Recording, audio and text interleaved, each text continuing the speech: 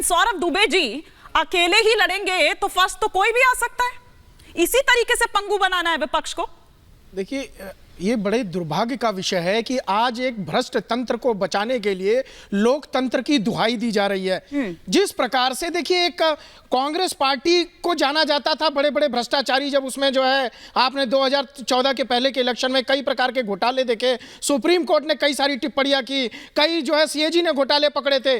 उसके बाद अगर आम आदमी पार्टी का जन्म होता है तो वो ये कह करके जन्म होता है कि हम कांग्रेस के घोटालों को जो है सत्ता में आते ही खोलेंगे। स्वर्गीय शीला दीक्षित जी की फाइल लेके घूम रहे थे कि इनको जो है हम इनको जेल के अंदर डालेंगे जी, सबूत है हमारे पास जी। और आज क्या स्थिति बन गई? आज वो स्थिति बन गई कि जो पार्टी भ्रष्टाचार के लिए जानी जाती थी कांग्रेस, आज उसकी गुरु घंटाल बन गई है। पहले जो गुरु थी तो आज गुरु घंटाल जो है आम आदमी पार्टी बन गई। और दोनों मिलकर के इस भ्रष्ट तंत्र के नाम पर लोकतंत्र की दुहाई देते हुए पूरे जो एक सिस्टम बना रखा था, जो शराब नीति हमने देखी इनकी, जिस प्रकार से शिक्षा की बात कर रहे थे, शिक्षा के अंदर इतना बड़ा घोटाला देखा हमने, स्वास्थ्य के अंदर घोटाला देखा, मोहल्ला क्लिनिक की बात कर रहे थे, मोहल्ला क्लिनिक हर जगह पे इनका कहां पर जांच नहीं पकड़ी गई। ठीक है, प्रेम जी से मैं इस पर प्रेम जी से एक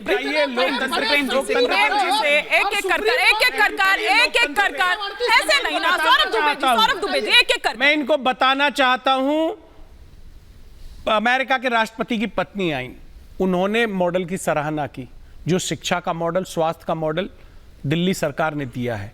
न्यूयॉर्क टाइम्स में फ्रंट पेज पे लेख छपता है, प्रत्येक भारतवासी का सर गर्व से ऊंचा हो जाता है। आप उसको कह रहे हैं घोटाला हुआ है। एक घोटाले को एफआईआर दर्ज है क्या? कोई पर्चा कटा?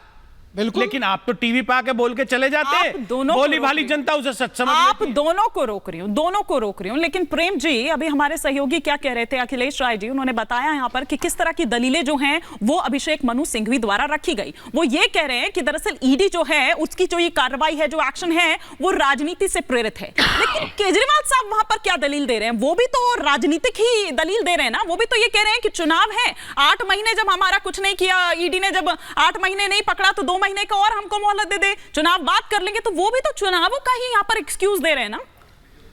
हिमानी जी, चलिए हम ना आम आदमी पार्टी की दलील रखते हैं ना कांग्रेस की रखते हैं। सुप्रीम कोर्ट ने एक दिन पहले हेमंत सोरेन वाले मामले में जो कहा है ईडी को कि आप जो बार बार आकर के जो टैक्टिस खेलते हैं कि आरोपी को जेल से छूटने नहीं देंगे और पूरक आरोप पत्र दायर करने का जो काम करते हैं, हम इसको नहीं सहेंगे।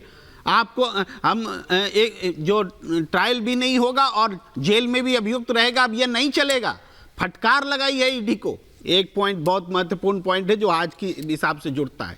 दूसरा है कि जो नोटिसेस 8 नोटिसेस मिले थे अरविंद केजरीवाल जी को, उस पर जो हाईकोर्ट से उनको मिली राहत बीते दिनों, और आज एक दूसरे मामले में जो उनको भेज दिया गया नोटिस के कभी भी गिरफ्तारी हो सकती है, तो हाईकोर्ट ने ये नहीं कहा कि हम गिरफ्तारी रोकते हैं, यही तो बात है। लेकिन गिरफ्तार करो ये भी तो नहीं कहा, यानी छूट दिए कि ईडी अपनी जांच करे अपने हिसाब से। तो इसमें कोई पराजय वाली बात नहीं। लेकिन हाँ, ये जो गिरफ्तारी की तलवार लटकी है तो सुप्रीम कोर्ट जाने का ऑप्शन है। ऐसा थोड़ी कि हाई कोर्ट की जो क्वालिटी ऑफ जजमेंट है उसको चैलेंज नहीं। लेकिन सर, मैं उस दलील की बात कर रही थी, विनीत जी, मैं उस दलील की बात कर रही थी। ऐसे तो फिर कोई भी अपराधी, चलिए मुख्यमंत्री है, शायद इसीलिए उनको ये इतनी आप कहिए कि प्रिविलेज उनको ये मिल रही है और इतना वो बार बार प्रिविलेज नहीं मिल रहा है। ठीक है, लेकिन पर किसी आम आदमी को नहीं मिल सकता था सर। आम आदमी को तो खींच कर ले जाती ईडी और इतनी मोहलत, ये इतने समय नहीं देने पड़ते। लेकिन मैं ये समझना चाह रही हूँ कि फिर तो कोई भी अपराधी आ जाए,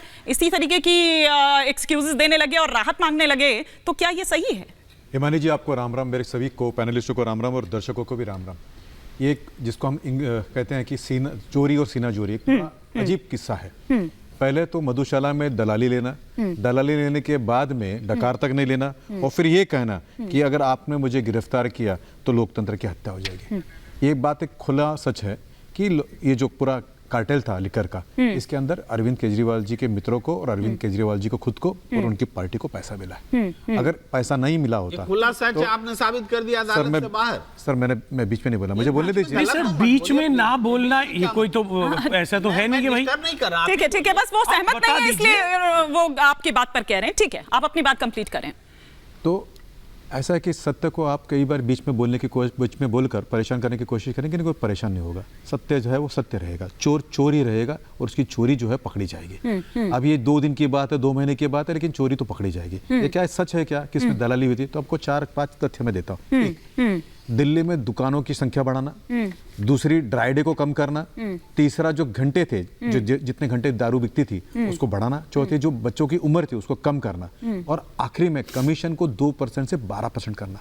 ये सारा जो चीज उन्होंने किया वो इसलिए किया था कि उनको दलाली मिले। उनके खुद के निजी जो मित्र थे नायर, वो पकड़े गए, वो उनका स्टेटमेंट है। उनके जो उप मुख्यमंत्री थे, अब उनके कितनी बेल डिनाई हुई, वो जेल में रहे। उनके और जो साथी है, सत्येंद्र जी होंगे, बाकी संजय सिंह जी होंगे, ये भी सब जेल में। ये खुले तौर पर एक तरह से जो है उनकी लालच जो है उनका। अभी जो आदमी इतना चोरी करेगा, कल वो कहेगा कि मुझे आपने क्यों पकड़ा। ईडी पर बहुत बड़ा सवाल है। आप ट्रायल करते नहीं हो, देखिए आप कितना भी सवाल पूछ लीजिए, पैसे का लेन देन हमने हजारों साल से देखा हुआ है कि चोर और चोर के साथ ही ये न्याय के ऊपर उंगली उठाते हैं, उससे क्या फर्क पड़ता है? ईडी सत्य तो झुटा नहीं जा सकता। आप इलेक्टोरल बॉन्ड की बात है ना, इसके पहले भी ऐसा हुआ है कि असत्य के साथ में देने वाले लोगों ने सत्य के ऊपर उंगली उठाई है। आज आपके मित्र, आज आपके मित्र, आप दोनों को रोक रही हूँ। एक जरा बड़ी खबर आ रही है, दुष्यंत जी आपका रिएक्शन लूंगे, आपका रिएक्शन लूंगे। एक बड़ी खबर आ रही है सर, उसका रुख कर लेती हूँ। बीजेपी का केजरीवाल पर निशाना, दिल्ली के मुख्यमंत्री अहंकार में हैं, ये बीजेपी कह रही है। केजरीवाल बहाने बना रहे हैं। ईडी का समन पहले दिन से वैध है, क्योंकि बार बार ये कहा गया कि ये वैध नहीं है, गैर कानूनी है, और साथ ही साथ ये भी कहा कि आपकी सहमति से भ्रष्टाचार हुआ है। भ्रष्टाचार हुआ है ये केजरीवाल खुद भी जानते हैं, इसीलिए वो इस तरह के जो बहाने हैं वो बना रहे हैं। आम आदमी पार्टी का पक्ष रखने के लिए इस वक्त मेरे साथ संजीव कौशिक जी जुड़ चुके हैं। संजीव कौशिक जी, अर्जी पर अर्जी लगाएंगे लेकिन पेश नहीं होंगे, और पेशी भी आपको वीडियो कॉन्फ्रेंसिंग से चाहिए। आप कह रहे हैं कि पेशी के लिए जाने की जरूरत क्या है, वीडियो कॉन्फ्रेंसिंग से, मतलब ये आप तय करेंगे क्या? नहीं, कैसे तय करेंगे? यदि तय कर रहे होते अरविंद केजरीवाल जी तो शायद आज तक बाहर नहीं होते। ये सच बात यह है कि भारतीय जनता पार्टी जो चाह रही थी वो कर रही है। इसमें कोई नई बात तो है ही नहीं, ब्रेकिंग न्यूज भी नहीं है ये। तो पहले से कवायद पहले से ही कवायद चल रही थी, केवल मूर्त रूप देना था। एक संवैधानिक संस्थान को जिस तरह से कब्जे में रख करके भारतीय जनता पार्टी लगातार, भारतीय जनता पार्टी तो पहले से कह रहे थे ईडी यदि तैयारी कर रही है तो इसकी बात नहीं यही होना था।